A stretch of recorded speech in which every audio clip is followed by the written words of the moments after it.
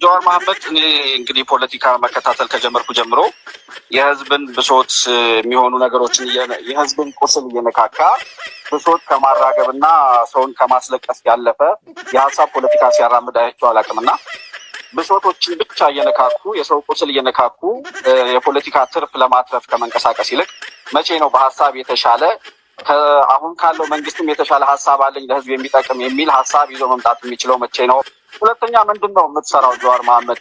በቀጥታ ስራ ምንድን ነው አሁን እየሰራ ያለው?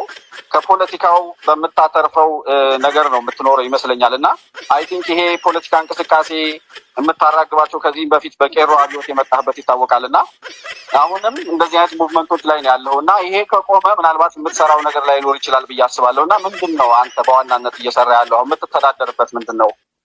ሁለተኛ የመጨረሻው ጥያቄ የፌስቡክ ላይ ራበን ቸገረን እያሉ ቪዲዮ የሚልኩልህን ሰዎች ብዙ ጊዜ ችግራቸውን ፖስት ታደርጋለህ እዛ ላይ አትሊስት ብር እንዳለ ይታወቃል። ሀብታም ነህ፣ ከህዝብ ብዙ ገንዘብ እንደሰበሰብክ ይታወቃል። እና በዓለም ላይ እንደፈለገ እየተንሸራሸረ እንደሚኖር ሰው ለእነዚህ ራበን ለሚሉ ሰዎች እንደው ለዳቦ መግዣ የሚሆን ነገር አድርገህላቸዋል አንተ እንደ አንድ ኢትዮጵያዊ ባለሀብት ማለት ነው?